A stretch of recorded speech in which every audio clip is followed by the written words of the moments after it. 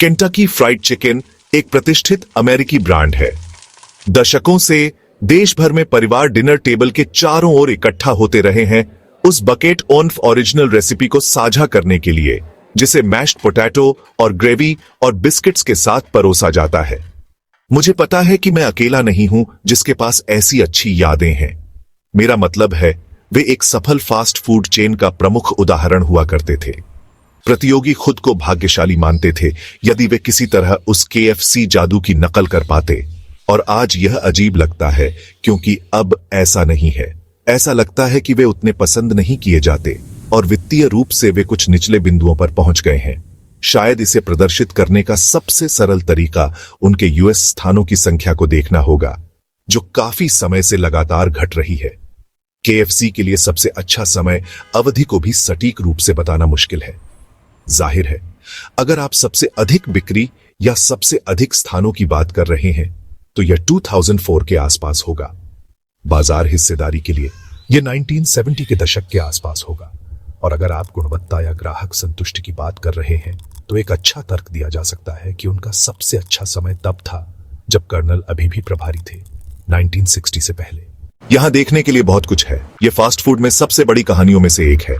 तो आज के लिए मैं KFC के विकास के बारे में बात करने जा रहा हूं, विभिन्न मालिकों को उजागर करते हुए और साथ ही उन 5 सबसे बड़े कारणों की पहचान करते हुए जो उनके पतन के पीछे हैं। केंटकी फ्राइड चिकन के पहले मालिक निश्चित रूप से कर्नल सैंडर्स थे, जो काफी चरित्र थे और एक बहुत ही घटनापूर्ण जीवन जीते थे।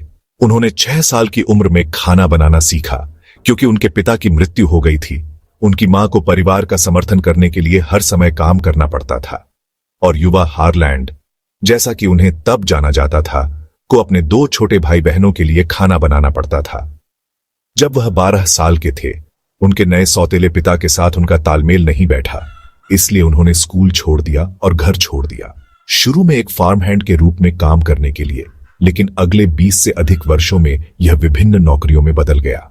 1929 में उन्होंने केंटकी में एक गैस स्टेशन खोला और उसके भंडारण कक्ष को एक भोजन क्षेत्र में बदल दिया, जहां उन्होंने ग्राहकों को चिकन, सब्जियां और निश्चित रूप से बिस्किट परोसे। खाना लोकप्रिय साबित हुआ, इसलिए अगले साल जब वह 40 साल के हो गए, उन्होंने पास में एक 142 सीट वाला रेस्टोरेंट खोला। और यही वह समय है जिसे मैं उस व्यवसाय की शुरुआत मानता हूं जो केंटकी फ्राइड चिकन बन गया। 1950 के दशक में उन्होंने फ्रेंचाइजिंग के माध्यम से अवधारणा का विस्तार करने पर लगभग पूरी तरह से ध्यान केंद्रित किया। 1952 में यूटा में पहला फ्रेंचाइज स्थान खोलते हुए और 4 साल के भीतर उन्होंने देश भर में लोगों को अपना खुद का KFC रेस्तरां खोलने के लिए मनाने के लिए पूर्णकालिक सड़क पर जाने का फैसला किया। इन सभी संभावित फ्रेंचाइजी को रेस्टोरेंट में पहचाने जाने वाले लाल और सफेद धारी थीम, उनके द्वारा परिपूर्ण की गई हस्ताक्षर रेसिपी जिसमें 11 जड़ी बूटियां और मसाले शामिल थे, और निश्चित रूप से उनके अपने अनूठे रूप के ब्रांडिंग से प्रभावित किया गया था, जो इस बिंदु पर शायद रेस्टोरेंट से अधिक प्रतिष्ठित हो गया है। यह सब बहुत ही सरल सारांश था, निश्चित रूप से, लेकिन इस तरह उन्होंने चेन को देश भर में 600 से अधिक स्थानों तक बढ़ाया, इससे पहले कि उन्होंने 1964 में इसे बेच दिया। उस वर्ष इसे निवेशकों के एक समूह द्वारा $2 मिलियन में खरीदा गया था। साथ ही कर्नल सैंडर्स को कंपनी की छवि बने रहने के लिए $40,000 प्रति वर्ष का वेतन देने का वादा किया गया था। आप जानते हैं, सार्वजनिक उपस्थिति बनाना और ब्रांड के बारे में लोगों को उत्साहित करना, ये नए मालिक नए रेस्टोरेंट खोलने में कर्नल से भी अधिक प्रभावी थे, क्योंकि नियंत्रण लेने के सिर्फ 6 वर्षों के भीतर उस दशक के अंत तक 3,400 KFC संचालन में थे। और यह मुझे उनके पतन के पहले कारण की ओर ले जाता है। कंपटीशन उस संख्या के बारे में सोचें। 1970 में 3,400 स्थान, यह एक पागल आंकड़ा है। मुझे लगता है कि इसने उन्हें देश की सबसे बड़ी फास्ट फूड चेन बना दिया। मैं आपको बता सकता हूं कि वे मैकडॉनल्ड्स के आकार से दोगुने थे। उनके पास देश भर के लगभग हर बाजार में एक शुरुआत थी, खासकर जब आप इसे केवल चिकन रेस्टोरेंट तक सीमित करते हैं।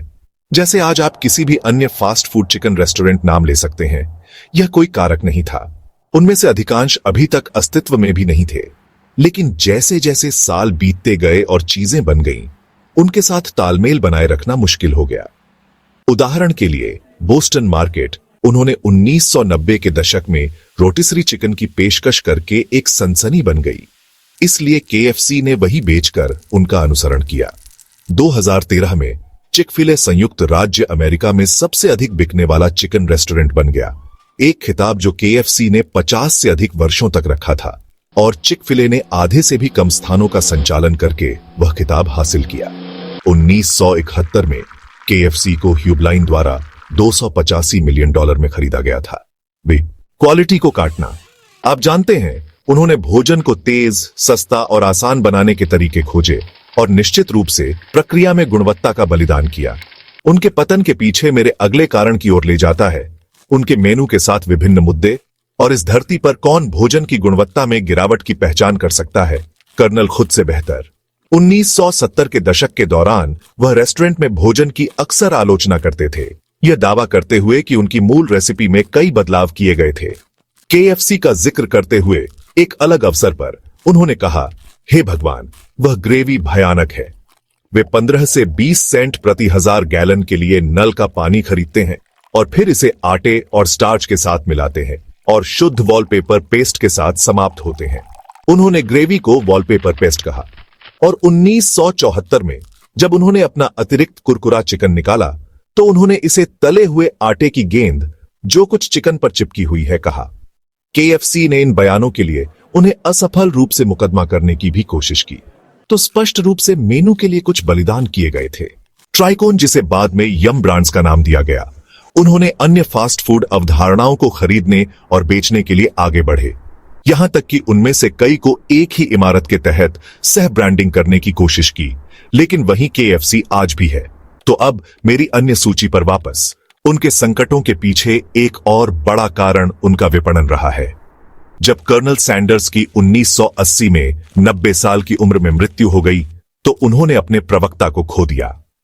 ईमानदारी से, क्या कोई अन्य ब्रांड है जो केएफसी और कर्नल सैंडर्स से अधिक जुड़ा हुआ है? मैं उनके साथ एक ही समय में जीवित भी नहीं था। मैं दोनों को जोड़ता हूं और मुझे वास्तव में नहीं पता कि उन्हें यहां क्या करना चाहिए। विभिन्न अभियानों के प्रयास उतने आकर्षक या प्रभावी नहीं रहे हैं। उन्होंने 1990 के दशक में उन्हें कार्टून रूप में वापस लाने की कोशिश की और हाल ही में विभिन्न हस्तियों के रूप में उन्हें तैयार किया। वह एक $185 मिलियन के निवेश का हिस्सा था, जिसका उद्देश्य 2015 में ब्रांड में नई जान फूंकना था। उन्हें मूल रूप से कॉमेडियन डेरिल हैमंड द्वारा चित्रित किया गया था, जिन्होंने महसूस किया कि कंपनी द्वारा उन्हें गुमराह किया गया था, क्योंकि उन्होंने सोचा था कि वह लंबे समय तक प्रवक्ता होंगे, लेकिन फिर उन्हें नॉर्म मैकडोनाल्ड और जिम गैफिगन द्वारा प्रतिस्थापित किया गया। या नहीं खाना चाहिए, लेकिन केंटकी फ्राइड चिकन को आमतौर पर अधिक अस्वास्थ्यकर रेस्टोरेंट में से एक माना जाता है। जनता समय के साथ अधिक स्वास्थ्य सचेत हो गई है, विशेष रूप से 1970 के दशक के उनके प्रमुख वर्षों की तुलना में, और यह व्यवसाय के लिए अच्छा नहीं रहा है। मेरा मतलब है, उनके नाम में तला हुआ शब्द है। खैर, वास्तव में 1991 में उन्होंने अपने आधिकारिक नाम को केएफसी के शुरुआती अक्षरों में बदल दिया ताकि उनके नाम में वह अस्वास्थ्यकर शब्द न हो। जल्द ही उन्होंने अधिक स्वास्थ्य सचेत मेनू आइटम पेश करने का प्रयास किया, जो फिर से पकड़ में नहीं आया। छोटे कारणों का संयोजन, जिसे मैं उनकी प्रतिष्ठा कहने जा रहा हूं। केएफसी के पास इस बिंदु पर एक मजबूत प्रतिष्ठा नहीं है। उनके पास फ्रैंचाइजी के साथ खराब संबंधों का इतिहास रहा है। उन्हें पशु अधिकार समूहों द्वारा लगातार आलोचना की गई है। जब भी वे अपने रेस्टोरेंट का नवीनीकरण या अद्यतन करते हैं, ऐसा हमेशा लगता है कि यह कुछ साल देर से है। उनकी ग्राहक सेवा की आलोचना की गई है और यह विशेष रूप से हानिकारक है क्योंकि उनके सबसे बड़े प्रतियोगी चिक-फिल-ए अपनी अविश्वसनीय रूप से अच्छी ग्राहक सेवा के लिए जाने जाते हैं। उन्होंने यह बड़ी अफवाह शुरू की कि उन्हें इसे बदलना पड़ा क्योंकि वे मुर्गियों के साथ आनुवंशिक रूप से कुछ कर रहे थे और फिर resulting new creature could no longer legally be called a chicken.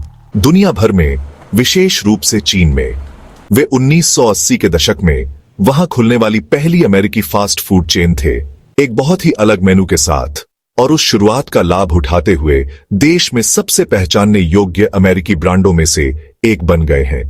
1997 में उनके अंतर्राष्ट्रीय स्थानों ने यूएस में स्थानों को पार कर लिया और आज उनमें से 80% से अधिक के लिए खाते हैं।